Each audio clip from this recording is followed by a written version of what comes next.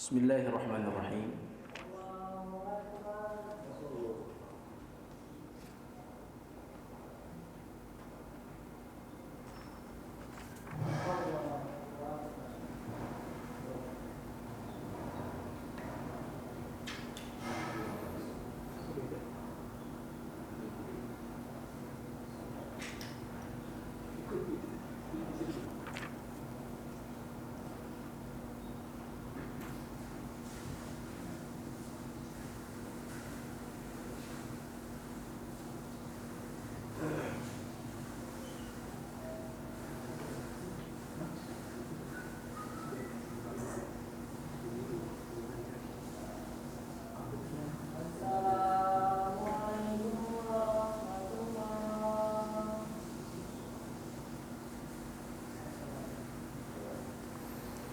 Assalamualaikum warahmatullahi wabarakatuh.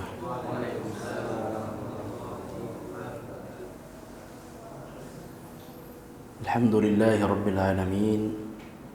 Wassalatu wassalamu ala ashrafil anbiya'i wal mursalin wa ala alihi wa ashabihi ajma'in.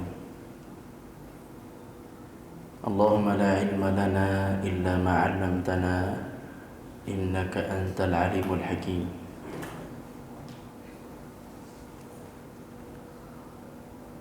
Allahumma ighfir lana washfi mardana warham mautana ya rabbal alamin. Kaum muslimin yang dirahmati Allah Subhanahu wa taala, pada maghrib yang mulia ini kita bersyukur bisa tatap muka kembali dalam kajian ilmiah membahas hadis-hadis Nabi Sallallahu Alaihi Wasallam. Kalau sudah tatap muka gini berarti keadaannya udah aman ini, udah sehat walafiat. Alhamdulillahirabbil alamin. Semoga Allah Subhanahu Wa Taala menjaga kita yang hadir di majelis ini dan orang-orang yang hadir di tempat sholat ini, dan kaum muslimin dijaga dari penyakit buruk yang diciptakan oleh makhluk Allah Subhanahu wa taala. Semoga Allah menghapus penyakit-penyakit tersebut, menjauhkannya dari kita. Amin ya rabbal alamin. Selanjutnya kita sampaikan salawat dan salam kepada Nabi kita, Nabi besar Muhammad sallallahu alaihi wasallam, serta keluarga beliau, para sahabat dan seluruh umat yang mengikuti jejak langkah beliau sallallahu alaihi wasallam.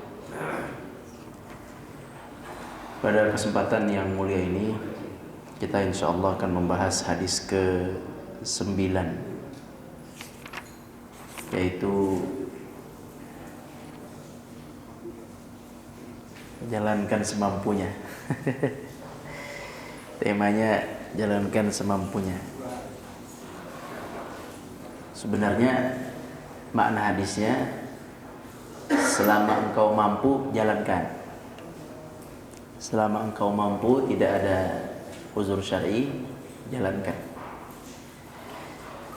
Baik, kita coba ambil atau baca hadisnya. Bismillahirrahmanirrahim. An Abi Hurairah Abdurrahman ibn Sakhr radhiyallahu anhu qala سمعت رسول الله صلى الله عليه وسلم يقول ما نهيتكم عنه فاجتنبوه وما أمرتكم به فأتوا منه ما استطعتم فإنما أهلك الذين من قبلكم كثرة مسائلهم واختلافهم على أنبيائهم.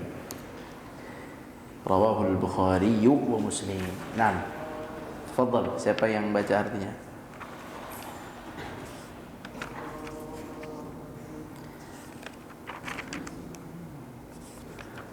Ayo, Mas Edwin, tafadhal.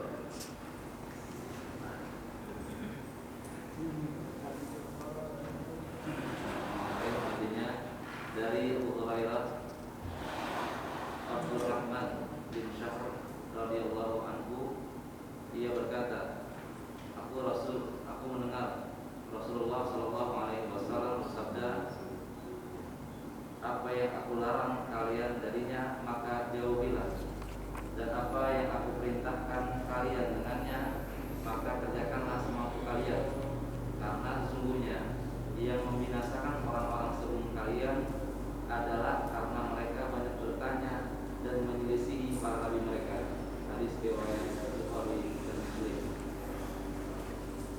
Naam, barakallahu fikum.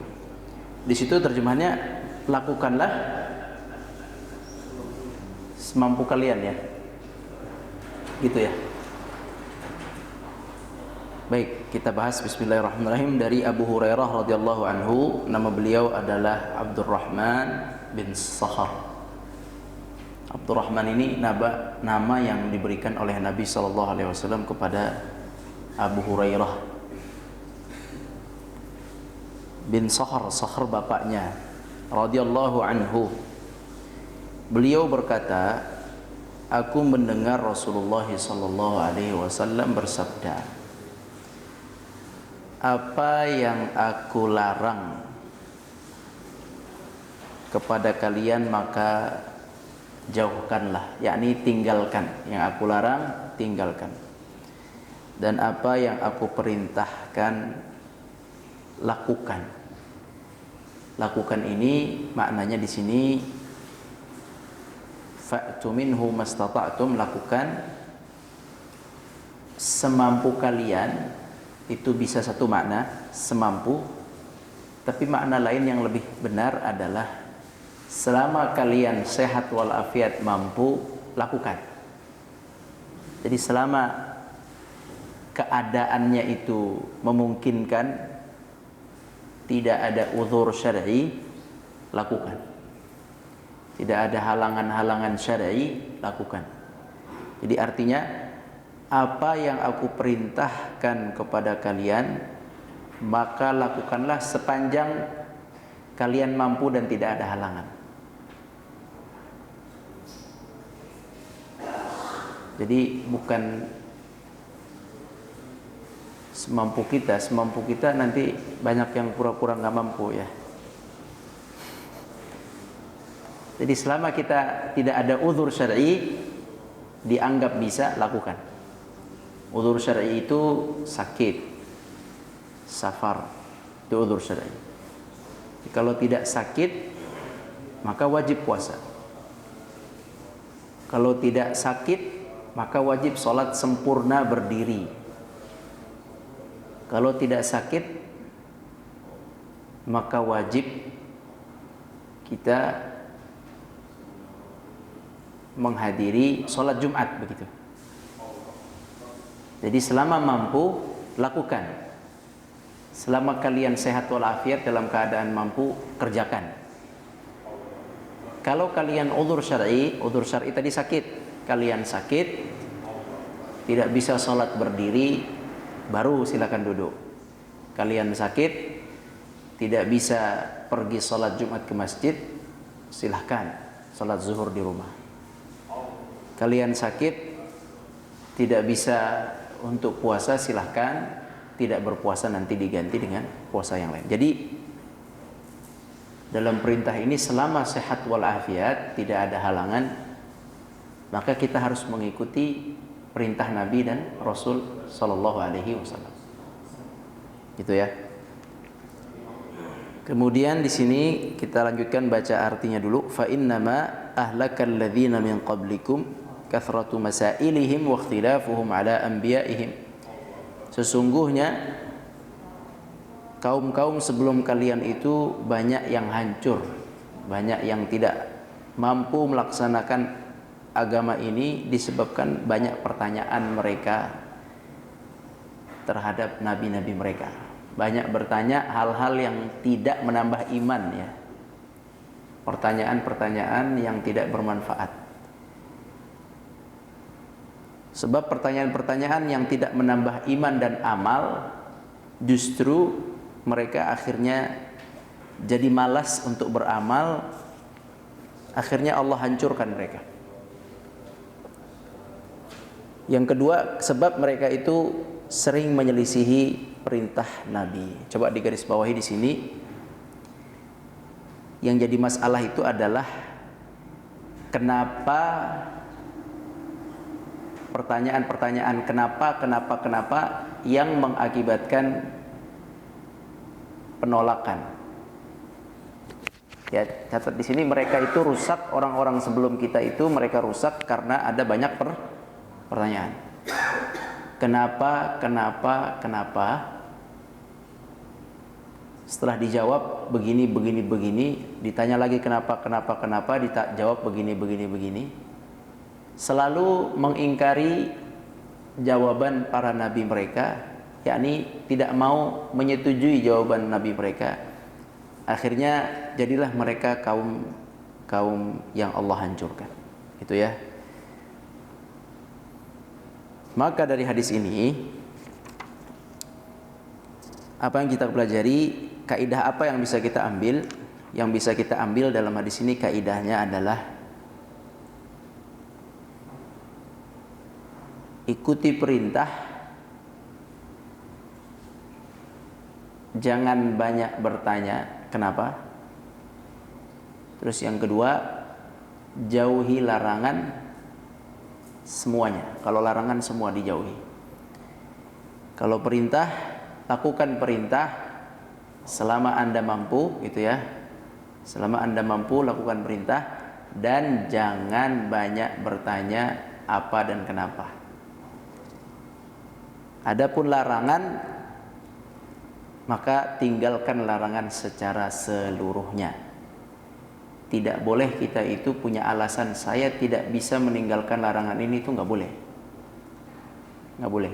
Kalau larangan itu harus ditinggalkan secara seluruhnya, total ditinggalkannya. Adapun kalau perintah, saya nggak bisa berdiri, sakit, silakan duduk.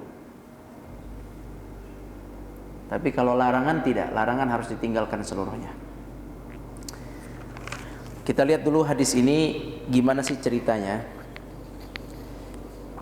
Jadi kisah hadis ini awalnya itu ketika itu Nabi SAW sedang haji wada.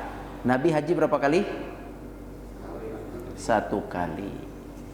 Waktu itu Nabi haji 1 tahun sebelum beliau meninggal ya. Kemudian sampai di Arafah beliau berkhutbah dengan khutbah yang terakhir, disebut dengan khutbatul wada. Beliau SAW mengatakan, wahai manusia, mungkin aku tidak bertemu kalian di tahun depan lagi. Nah, muqaddimah khutbahnya begitu. Mungkin aku tidak bertemu kalian lagi di tahun yang akan datang. Perhatikan, dengarkan dengan baik. Maka didengarkan para sahabat isi khutbah Nabi SAW. Dijelaskan tentang hal-hal yang haram. Di antaranya dijelaskan bahwa pembunuhan itu haram, mencuri harta orang lain itu haram, menganiaya itu haram. Dijelaskan hal-hal yang haram, dijelaskan perintah-perintah saat itu. Jadi larangan dan perintah dijelaskan oleh Nabi SAW. Allahumma salli wa sallim wa barik alaihi. Kemudian Nabi SAW menjelaskan di antara perintah yang dijelaskan saat itu, di antaranya Nabi SAW mengabarkan bahwa Allah mewajibkan bagi kalian haji. Itu salah satu perintah yang dijelaskan. Ada perintah sholat, perintah ibadah yang lain. Nah, karena haji ini baru kali itu mereka lakukan. Kalau salat sudah tiap hari, kalau puasa sudah setiap tahun, kalau haji kan baru satu itu. Umrah sebelumnya ingin umrah Nabi, tapi kan terhalang, tidak bisa masuk Makkah saat itu, dihalangi oleh kaum musyrikin, jadi tidak bisa masuk Makkah. Maka Nabi SAW melakukan haji 1 kali, dan sahabat juga bersama Nabi SAW 1 kali, baru pertama kali haji bersama Nabi SAW. Maka Nabi SAW mengatakan dalam khutbah itu, ya ayuhan nas, qad faradallahu alaikumul hajja fahajju. Wahai manusia, Allah Subhanahu wa taala telah mewajibkan bagi kalian haji ini yang kita lakukan. Karena kalau yang lainnya sudah jelas ya. Puasa, salat, zakat sudah jelas selama di mana? Di Madinah sudah jelas perintah itu. Kalau haji ini baru dilakukan. Nah, Nabi SAW kemudian menegaskan bahwa haji itu bagi kalian adalah wajib. Sampai situ perintahnya. Innallaha farada alaikum al-hajja fahajju. Allah mewajibkan pada kalian haji, maka pergilah kalian untuk berangkat ibadah haji. Kemudian ada seseorang yang berdiri bertanya, namanya sahabat bernama Al-Aqra bin Habis. Al-Aqra bin Habis, beliau berkata, "Ya Rasulullah, akullu amin ya Rasulullah." Apakah haji itu setiap tahun seperti puasa atau bagaimana? Ya, ini pertanyaan siapa? Tadi namanya Al-Aqra. Al-Aqra, sahabat Al-Aqra ibn Habis. Apakah setiap tahun ya Rasulullah? Kemudian Rasulullah SAW berdiam, menunggu wahyu. Tidak dijawab.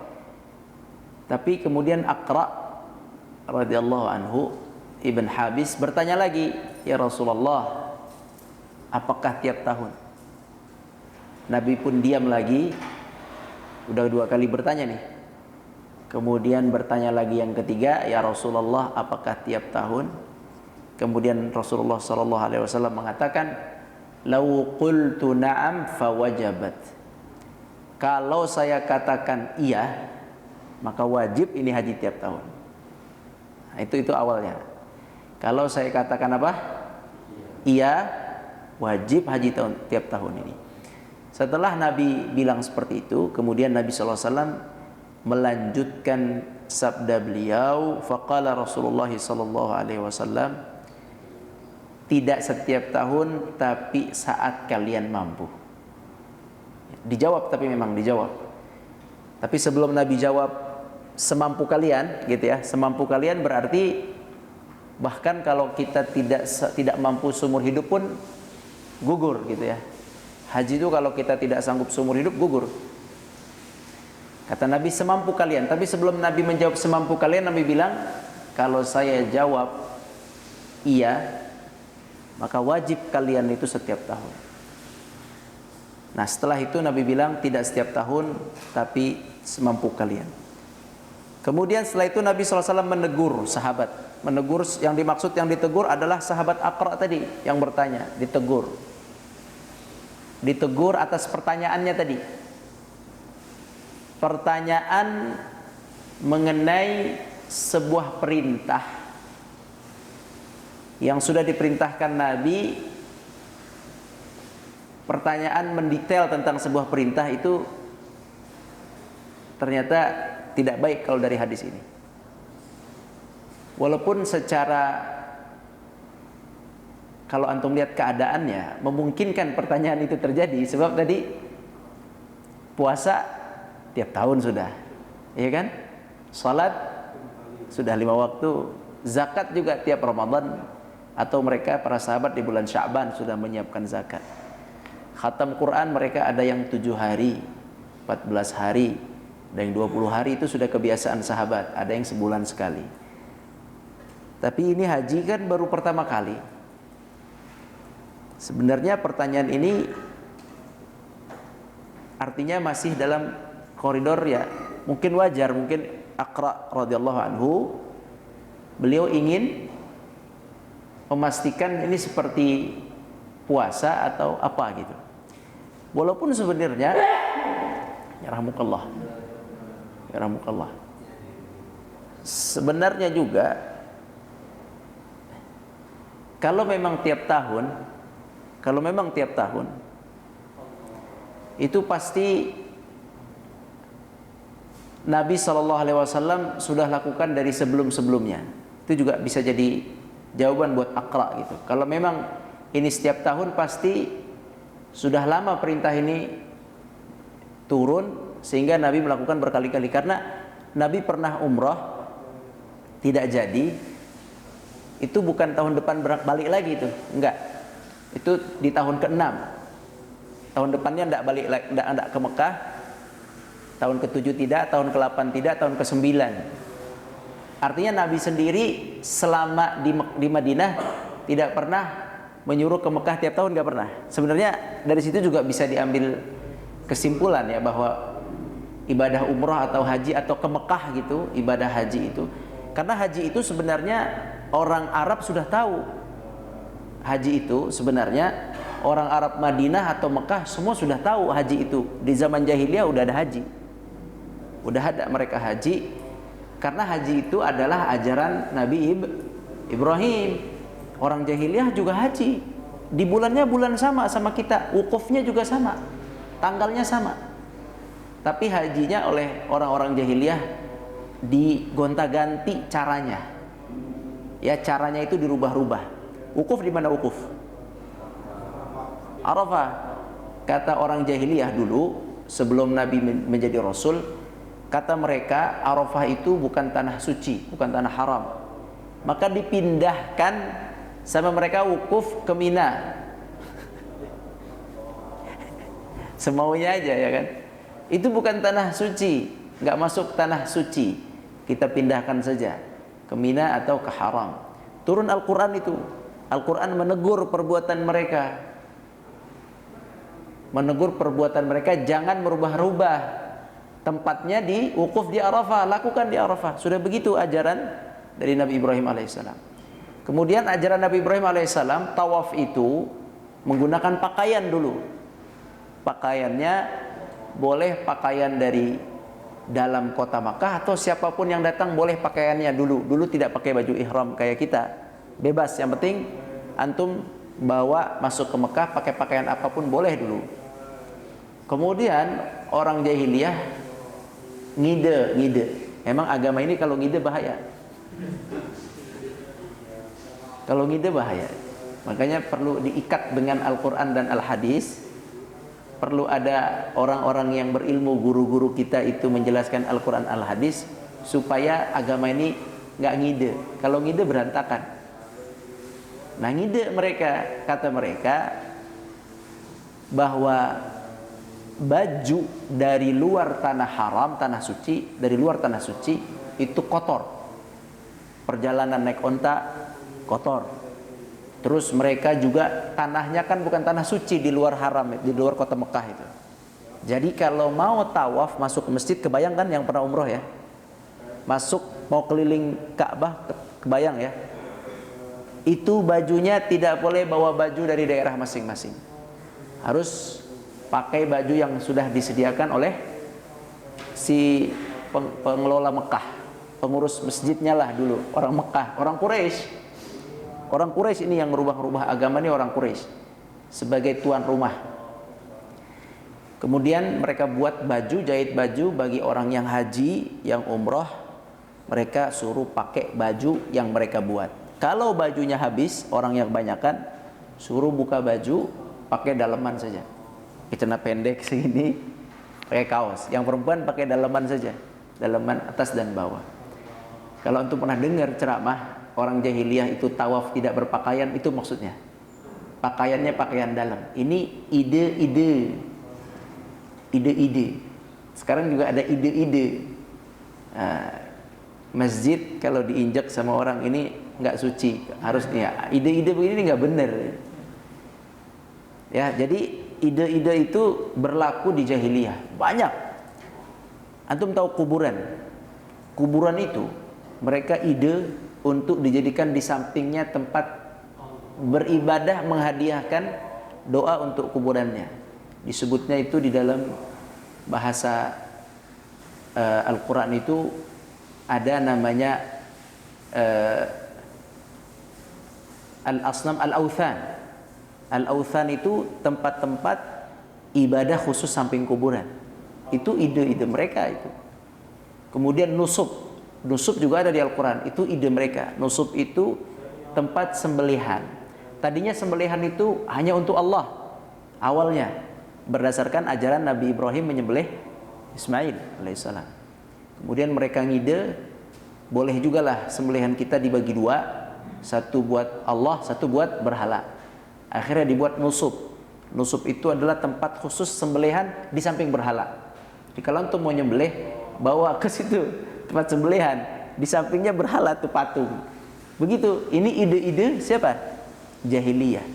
Tidak ada yang meluruskan. Terjadilah kerusakan.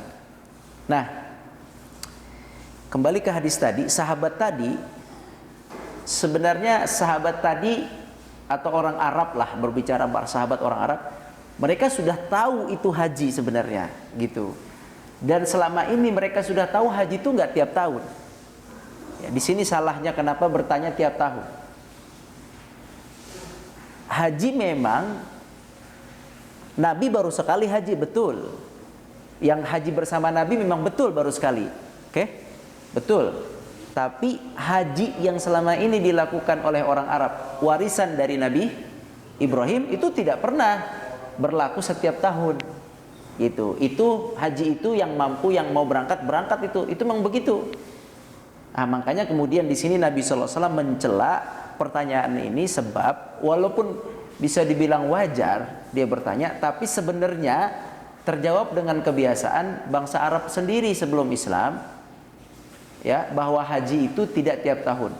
Dan Nabi sallallahu alaihi wasallam juga tidak mengulangi datang ke Mekah berkali-kali.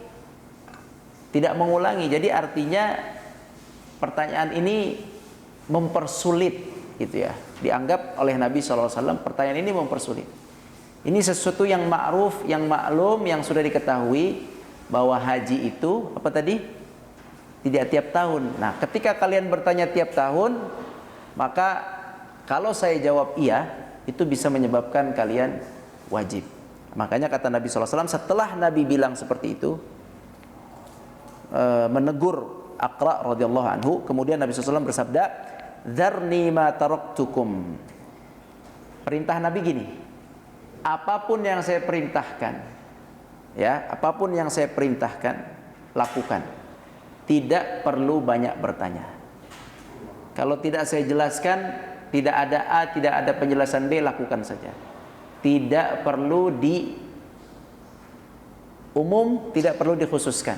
Haji, ya haji saja. Tidak perlu dikhususkan harus, ya, setiap tahun. Enggak, kalau udah saya katakan misalnya sholat 5 waktu, ya sudah sholat 5 waktu yang fardu, ya, sholat 5 waktu yang fardu. Kemudian misalnya puasa yang wajib apa? Ramadan. Ya sudah, berarti puasa yang wajib adalah Ramadan. Jangan tanya lagi, misalnya selain Ramadan ada nggak puasa wajib? Nah, ini udah berlebihan. Puasa wajib Ramadan, sholat fardu 5 waktu. Jangan ditanya lagi, selain 5 waktu yang wajib, sholat ada nggak sholat lagi selain 5 waktu? Sudah, yang 5 waktu itu yang diperintahkan oleh Nabi, itu yang kita ikuti. Nah, itulah sebab asal usul, gitu ya, hadis ini diturunkan atau datang dari Nabi Shallallahu Alaihi Wasallam. Apa yang aku perintahkan, kerjakan selama kalian mampu, dan apa yang aku larang, tinggalkan. Nah, mengerjakan, nih ya, sekarang mengerjakan. Tadi kaidahnya tadi apa? Dan tertulis belum? Kaidah dari hadis ini apa? Ikuti perintah, jangan banyak bertanya. Ikuti perintah, jangan banyak bertanya. Ya, kita bahas perintah dulu. Mungkin pertanyaan Aqra ini sahabat dengan kita beda lah, gitu ya. Kalau Aqra pertanyaannya ini masalah haji, apakah setiap tahun atau tidak? Lebih kepada jumlahnya atau bilangannya berapa kali, ke sana arahnya, ya. Tapi kalau orang zaman sekarang pertanyaannya itu mungkin berbeda. Mungkin orang sekarang pertanyaannya begini, perintah apa tadi? Sholat misalnya, apa sih hikmahnya? Nah, yang begitu-gitu. Nah, orang zaman sekarang begitu. Puasa, kenapa sih harus puasa?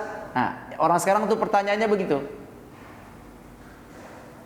Misalnya perintah lagi dari Rasulullah SAW, anjuran sunnahnya misalnya, kalau kita makan, maka sunnahnya jari kita itu di, apa bahasa Indonesianya?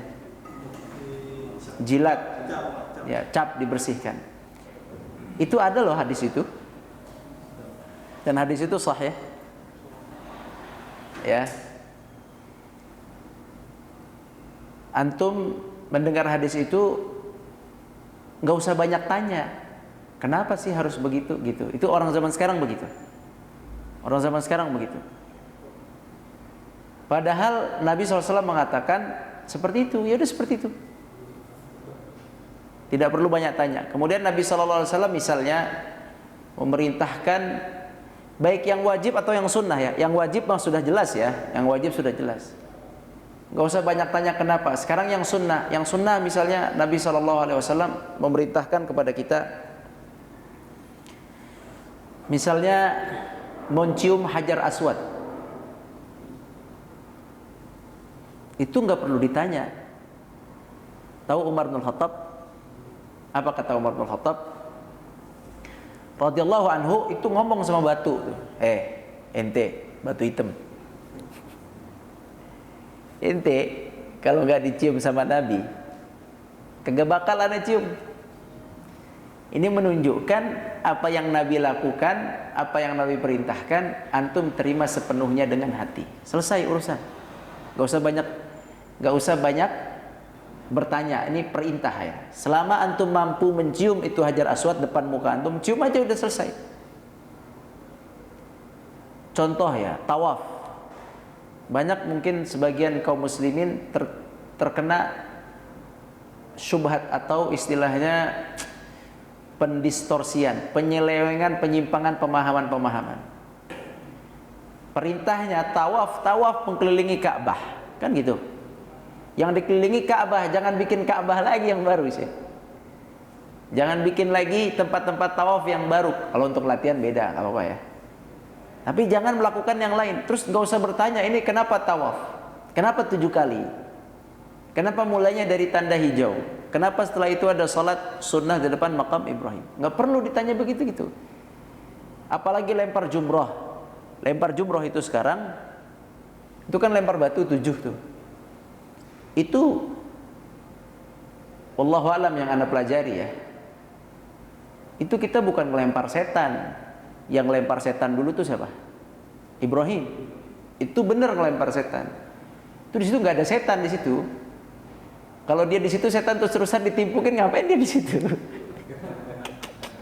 Itu tuh dulu ketika Nabi Ibrahim jalan mau menyembelih Ismail alaihissalam atas perintah Allah, diganggu setan 3 kali, ditimpuk setannya. Kita melakukan itu adalah mengikut yang dilakukan oleh Ibrahim alaihissalam, menjadi sebuah ajaran rentetan manasik haji di situ. Nginep di Muzdalifah. Memang kalau antum lihat ibadah haji itu ibadah penyerahan diri yang totalitas. Sebagaimana tidak ada penyerahan diri dalam Islam yang totalitas yang lebih dari Nabi Ismail sama Ibrahim. Gak ada dari itu. Gak ada penyerahan menerima perintah Allah yang paling berat yang pernah dialami oleh seorang bapak Ibrahim dan anak Ismail. Gak ada. Jadi puncak contoh, tahu contoh ya? Contoh nyata perilaku ikhlas itu adalah berangkatnya Nabi Ibrahim bersama Ismail dari mulai jalan menuju Mina sampai tempat penyembelihan. Itu adalah contoh ikhlas tertinggi, nggak ada di atas itu. Sebelumnya Hajar yang ikhlasnya tertinggi. Apa yang Hajar ikhlas menerima ya? Perintah. Kita lagi bicara menerima perintah dengan Islam. Apa Islam? Berserah diri, terima sepenuhnya. Pertama Hajar, contoh nyatanya Hajar pertama. Tahu nggak apa contohnya? Hajar istrinya siapa? Nabi Ibrahim. Bukan dihajar, bukan. Namanya Hajar. Nabi Ibrahim alaihissalam punya istri Hajar. Dalam riwayatnya Israiliyat, tapi bisa diceritakan boleh. 100% benar atau tidak wallahu alam, tapi dari mulai kisahnya tidak ada penyimpangan di situ ya. Yaitu ketika Nabi Ibrahim alaihissalam meletakkan siapa? Hajar sama Ismail. Di mana? Di Mekah. Mekah itu isinya gunung batu. Antum mudah-mudahan yang sudah umroh bisa umroh lagi. Yang belum haji bisa haji. Yang udah haji bisa haji lagi. Amin. Amin ya rabbal alamin. Itu kalau antum lihat kan itu batu-batu semua kan. Jadi terowongan. Batu-batu semua itu. Sekarang aja pohonnya jarang, apalagi dulu. Kalau disebut dalam Al-Quran itu wadin ghairi dzara, Lembah, gunung, ke dalam agak sedikit melebah, agak ke bawah, batu-batu aja semua isinya. Nah Hajar di situ nggak punya rumah, nggak punya lampu, nggak bawa baterai sih, sama senter nggak ada, handphone nggak ada, bawa makanan secukupnya, air secukupnya. Ibrahim tinggalkan di situ alaihissalam. Nah, itu kan 3 kali bertanya, kenapa kami ditaruh sini? Kenapa? Kan begitu. Kemudian yang keempat, Hajar mengatakan, apakah Allah yang memerintahkanmu? Benaknya istrinya Nabi Ibrahim langsung ngerti, ini perintah Allah. Tapi udah 3 kali. Pertama nanya, 2 nanya, 3 nanya, Nabi Ibrahim jalan aja terus. Tapi yang ketiga, kemudian imannya berkata, ini kalau istri punya iman begini modelnya, ya, sekali 2 kali, ketiga, oh mungkin ini perintah Allah. Ya, langsung otomatis, apakah ini perintah Allah kan gitu? Kata Nabi Ibrahim, iya. Berangkatlah Nabi Ibrahim, kemudian ditinggallah di situ istrinya kan. Nah, coba antum lihat, ini kan praktek penyerahan diri atas perintah Allah tanpa banyak tanya kan. Itu dahsyat itu, pertama itu. Punya bayi, suaminya pergi, nggak ada lampu, lampunya bulan. Tidur di mana? Allahu a'lam, la arif. Nggak tahu di mana tidur. Di bawah langit berarti kan, bukan di bawah atap. Itu pengorbanan penyerahan diri terhadap perintah Allah yang total saat itu. Tapi setelah itu ada contoh yang lebih dahsyat. Di atas itu, apa itu? Ya, jadi kisah penyembelihan Nabi Ismail itu contoh berserah diri total kepada Allah yang tidak akan terulang. Dan tidak ada contoh penyerahan diri yang lebih berat daripada kisah Nabi Ismail dan Nabi Ibrahim dalam proses nyembelih itu. Nggak jadi tersembelih ya. Nah, jadi haji pun begitu. Haji itu kalau dilihat rentetannya itu begitu. Isinya hanya ikut penyerahan diri. Habis sa'i muter-muter tuh ngapain? Kalau dulu Siti Hajar muter-muter ngapain 7 kali? Jadi air ada tujuannya. Itu ngapain? Zam-zamnya udah ada. Gak ada sebenarnya itu. Terus habis itu tahallul, nyukur rambut. Ngapain? Apa hikmahnya? Nggak, kalau dicari-cari nggak ada. Tapi kalau yang berbicara iman, kenapa orang-orang haji beriman, imannya menerima di saat haji doang? Kalau udah pulang banyak tanya. Ya, di sana ketika haji ikutin semua apa mau kata ustadznya. Sampai sini banyak tanya. Ini kenapa haram? Terutama masalah haram ya. Jadi masalah perintah dulu, kita perintah dulu, apapun yang diperintahkan antum jalankan. Kalau ada perintahnya jalankan. Misalnya dianjurkan oleh Nabi tadi makan dengan tangan kanan. Kemudian makan sunnahnya tadi apa? Kalau bisa 3 jari sunnahnya. Kalau nggak bisa ya udahlah kita 5 jari. Kemudian sunnahnya lagi tadi dicap gitu. Itu memang begitu, itu sahih semua hadisnya. Terus juga sunnah Nabi SAW itu kumur-kumur sebelum wudu, kemudian masukkan ke hidung sebelum wudu. Kemudian juga banyak yang Nabi SAW ajarkan, sunnah-sunnah yang harian, baik yang di dalam sholat ataupun di luar sholat, dalam keseharian banyak. Ada yang istilahnya mudah diterima, ada yang kok gitu ya, kok gini. Seperti janggut gitu ya, kata Nabi apa nih? Kumisnya dicukur, janggutnya dibiarkan. Yang sunnahnya sih panjang gitu ya. Cuman yang penting jangan dikerok aja. Kalau dikerok itu menurut mazhab Syafi'i makruh, menurut yang lain itu haram. Kalau dikerok, kalau itu mah nggak ada itu. Kalau antum kerok abis itu mazhab Syafi'i ini ya, makruh. Dalam mazhab lain jumhur haram.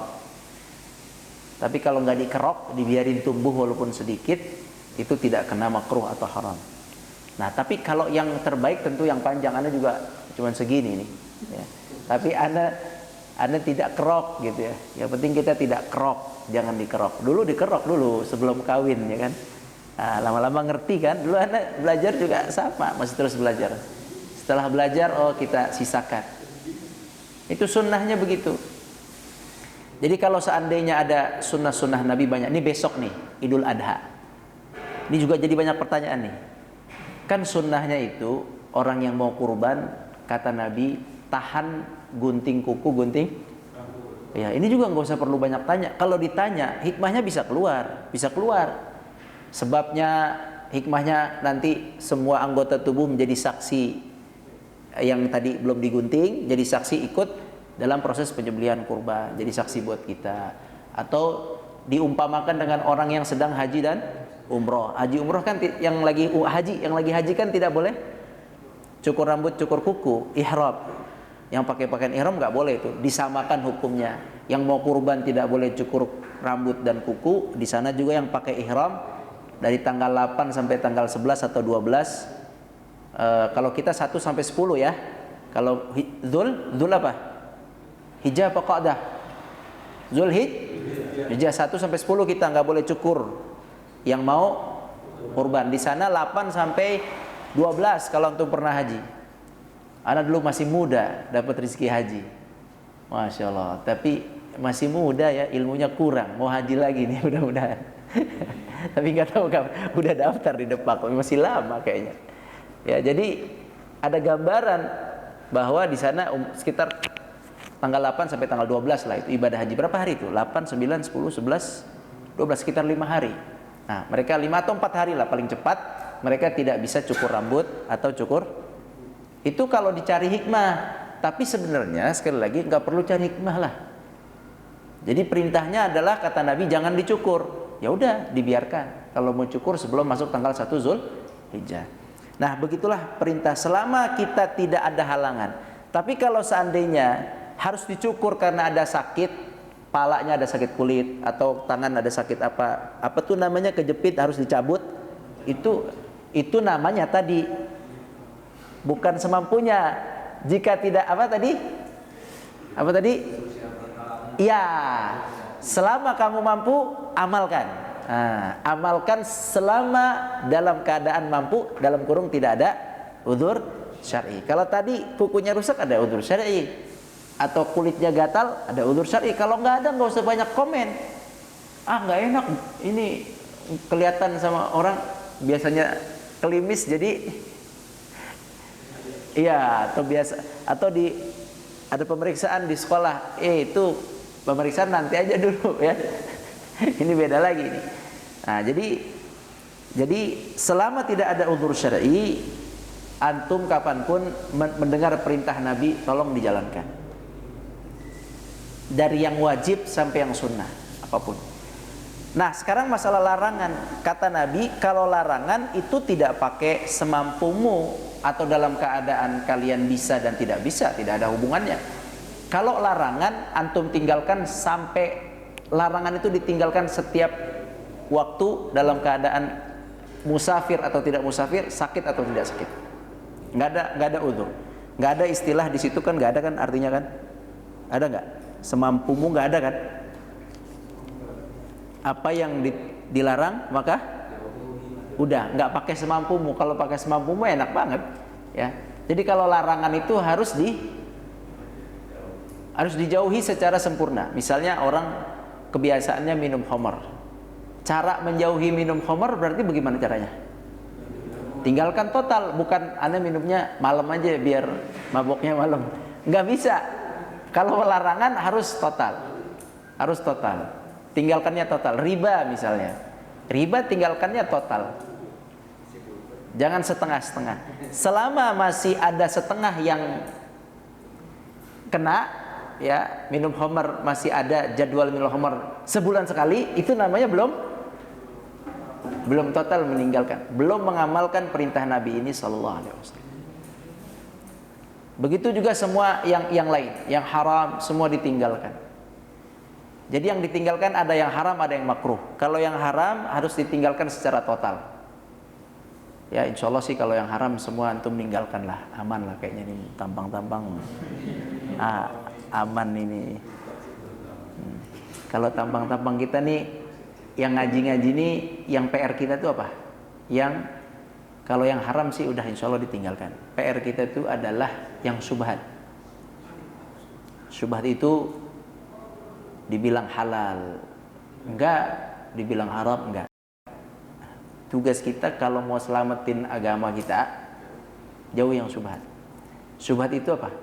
Syubhat itu untung rizki kita untung ya kan, nambah rizki, tapi subhat ya, tapi agama rusak. Kalau diambil, wah ini uang nih, tapi subhat nih nggak jelas nih, halal haram, halal haram, halal haram, diambil nih, untung secara dunia, ekonomi, rizki, tapi agama antum hancur. Tapi kalau antum buang tuh yang subhat nggak jelas, aneh keluarin aja, agama antum selamat, selamat agama antum, rizki antum aman, berkah. Walaupun nggak bertambah ya, tapi dia aman, berkah, terjaga. Nah, jadi jangan sampai masuk yang subhat. Jadi semua yang haram insya Allah antum sudah tinggalkan, tinggal coba dicek masing-masing yang subhat. Ini halal nggak? Ini halal nggak? Nah, kalau ada yang bagian pengadaan hati-hati. Hati-hati, atau yang punya potensi ngerubah faktur ya, kongkolingkong sama toko, hati-hati. Nah, itu antara remeng-remeng itu. Ah ini kan halal, remeng-remeng. Itu bukan subhat lagi, bukan subhat lagi itu, Pak. Terkadang ada perusahaan yang ngebolehin, ada perusahaan yang ngebolehin, dibiarin gitu. Ada yang nggak boleh. Kalau yang nggak boleh itu haram, naikin bond. Tapi terkadang katanya ada PT nggak apa-apa, dari situ diambil, dinaikin untuk orang yang bagian kurir-kurir yang jual, yang disuruh-suruh itu. Tapi itu juga bahaya seperti itu, karena kadarnya nggak jelas. Kalaupun misalnya PT-nya yang bolehin, kan kadarnya nggak jelas. Jadi yang seperti itu, apalagi kalau bagian keuangan, ya pokoknya hati-hatilah yang subhat-subhat ya. Kalau seandainya sudah jelas haram, kita tinggalkan. Kalau haram-haram jelas kita tinggalkan. Kalau menurut antum ini apa halal atau haram, atau halal atau haram, ini namanya subhat. Yang subhat ini harus ditinggalkan. Nah, itulah tinggalan-tinggalan yang harus kita tinggalkan. Ada yang makruh. Bagaimana dengan yang makruh? Yang makruh sebaiknya ditinggalkan. Sebaiknya ditinggalkan. Contohnya makruh itu apa? Kalau antum sholat, nggak harus sholat lah. Antum berpakaian, pakaian antum itu ada gambar-gambar, ya, ada gambar-gambar. Tapi kalau nggak gambar orang, gambar hewan, ya, gambar orang atau gambar hewan. Itu kalau dia gambarnya zahir, gede gambarnya. Kalau foto masih dibolehkan ulama karena foto, tapi nggak bagus dipakai, nggak boleh dipakai. Nanti kalau pemilu pakai baju yang ada gambar orang ya, walaupun foto ya, nggak bagus dipakai seperti itu. Itulah. Terus misalnya antum sholat, pakai baju yang ada tulisan-tulisannya di belakang kah di depan, itu semua makruh. Itu harus ditinggalkan, jangan dipakai. Ya, jadi kalau mau sholat, pastikan baju antum bersih dari segala macam tulisan, baik tulisan di depan atau di belakang. Itu ganggu. Banyak hal-hal lain makruh. Rokok itu makruh bagi sebagian ulama, tapi kebanyakan ulama haram. Kalau antum ingin ikuti kaidah hadis ini, maka tinggalkan rokok itu. Tapi terus. Kalau semua pakai tapi nggak selesai. Jadi harus ikhlas, berserah diri, meninggalkan larangan. Wallahu a'lam. Silakan, ada yang pertanyaan?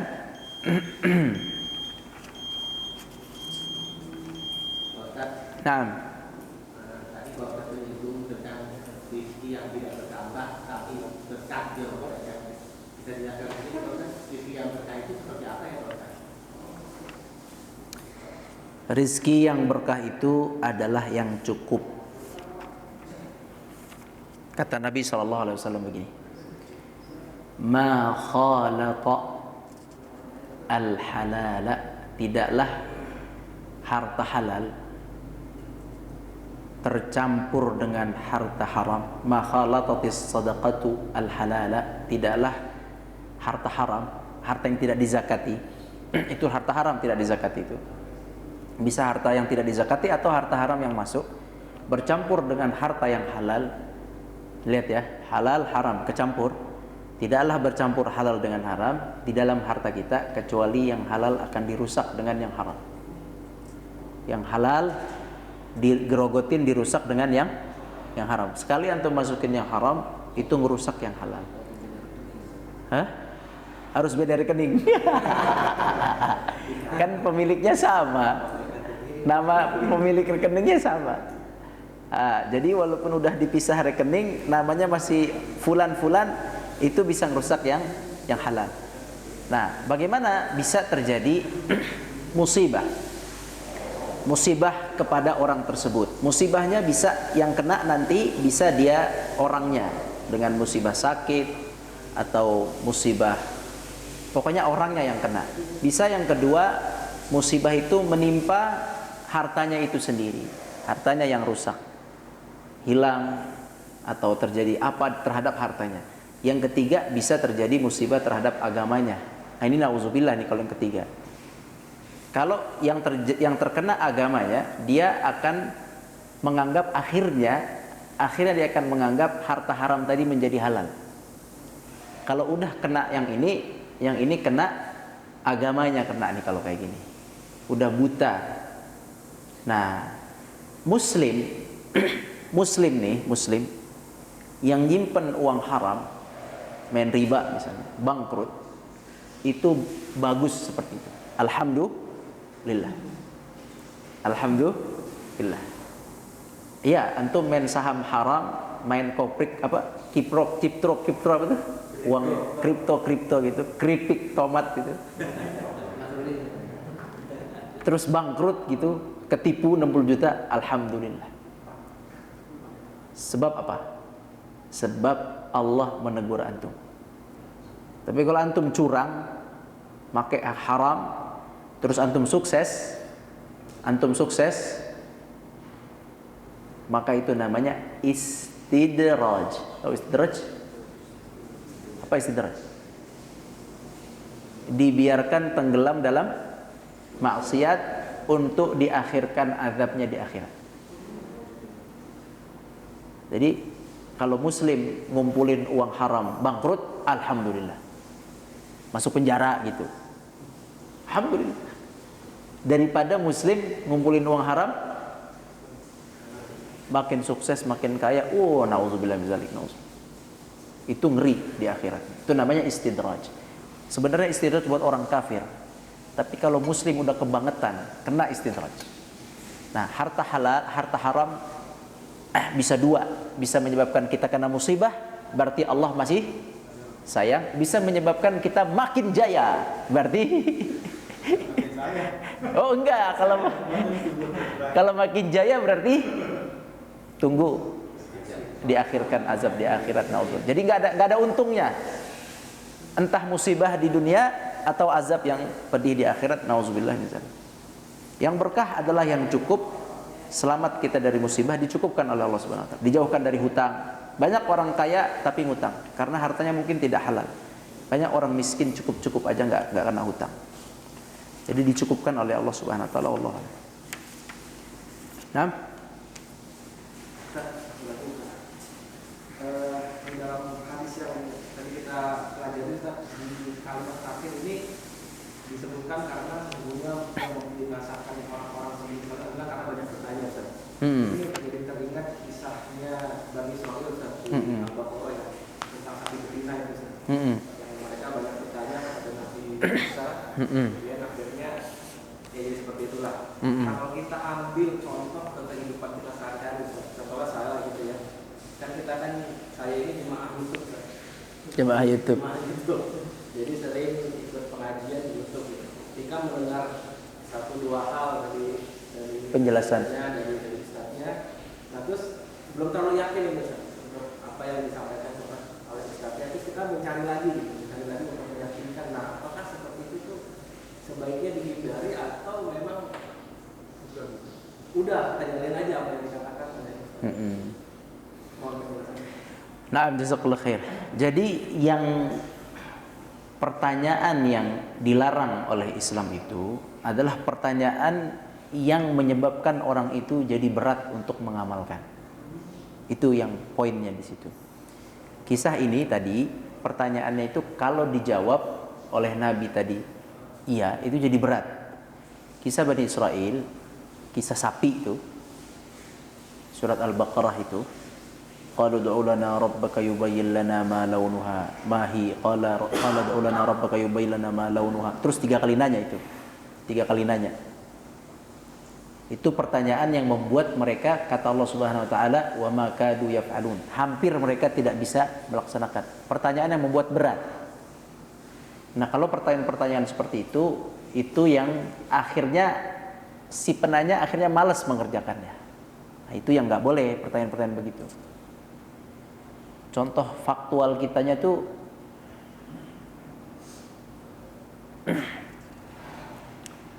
mungkin kalau sekarang apa ya, contoh faktualnya agak jarang mungkin ya, agak jarang. Tapi kalau sekarang itu yang tadi yang banyak itu lebih kepada kenapa itu, kenapa ini haram, kenapa ini halal. Alat musik tuh ada hadis haram loh itu. Nah, kenapa sih alat musik haram? Itu tuh ribet kalau begitu. Itu karena hadisnya ada, teksnya tuh ada teksnya. Alat musik kisarah tuh, kata Nabi, di akhir zaman akan ada umatku yang menghalalkan khamar, terus sekalian alat musiknya itu, ya kan? Itu kan ada teksnya, nggak usah banyak belok-belok ya kan? Nggak usah belok-belok, karena musik memang lawannya Quran. Nah, kalau imannya yang bagus, ya udah tinggalin aja, susah. Nah, jadi umat sekarang itu lebih banyak kenapa sebenarnya. Pertanyaan kenapa. Tahu nggak antum? Orang yang mengatakan kenapa sih musik haram, itu di dalam hatinya apa? Nggak mau dibilang haram kan? Ya, itu yang maksudnya Bani Israel tuh. Wahai Nabi Musa, sapi yang mana? Itu tuh dia nggak mau sebenarnya. Sapi yang la faridu wala bikrun awanum baina dzalik, yang nggak tua nggak muda. Dia mau mempersulit Nabi, mau desek Nabi biar nggak disuruh, biar nggak ada gitu ya, pengen gitu. Ma launuha, ya udah yang warnanya apa gitu. Innaha baqaratun safra'un faqi'un launuha tasrun nazil, yang agak kemas-masan. Tanya lagi, innal baqarat tashabaha alaina, banyak nih yang emas-emas, yang mana lagi? Dijawab lagi oleh Nabi Musa, la dzalulun tuthirul arda wa la tasqil hartha musallamatun la syata fiha, yang enggak pernah dipakai buat masuk sawah. Nah, lo itu tuh orang-orang begini dia sebenarnya enggak mau. Coba antum lihat dah, kebanyakan orang yang bertanya enggak mau ngerjain tuh begitu pertanyaan. Nah, itu yang tercela dalam Islam itu, pertanyaan-pertanyaan yang akhirnya dia tuh sebenarnya enggak mau, semakin didapat jawaban semakin enggak mau. Nah, kalau pertanyaan-pertanyaan antum tadi dalam rangka kehati-hatian, ingin memastikan hukum, itu kita bisa contoh Ibnu Abbas radhiyallahu anhu. Beliau itu kan ahli ilmu. Beliau ditanya, bagaimana engkau menuntut ilmu? Kata Ibnu Abbas, bilisanin sa'ul wa biqalbin aqul. Lisan sa'ul itu saya selalu bertanya, tapi ketika bertanya qalbin aqul, otak saya ini, benak saya ini udah siap menerima, udah siap untuk mengamalkan. Begitu. Jadi ketika bertanya udah siap untuk, hatinya sudah siap untuk menerima konsekuensi dari hukum itu. Orang nanya hukum waris bagaimana, Ustaz, waris bagi cowok itu banyak tuh, Syekh. Ustaz, ini hukum warisnya gimana? Giliran udah dikasih kagak mau dikerjain. Karena dia kok saya dirugikan dari sini. Ya begitu. Itu gimana sih? Beda pengalamannya. Oh gitu. Nah, gitu. Kok nggak sesuai yang saya mau? Lah ini gimana? Dia udah nanya. Nah, dia gitulah. Ada yang bagi rata. Ya.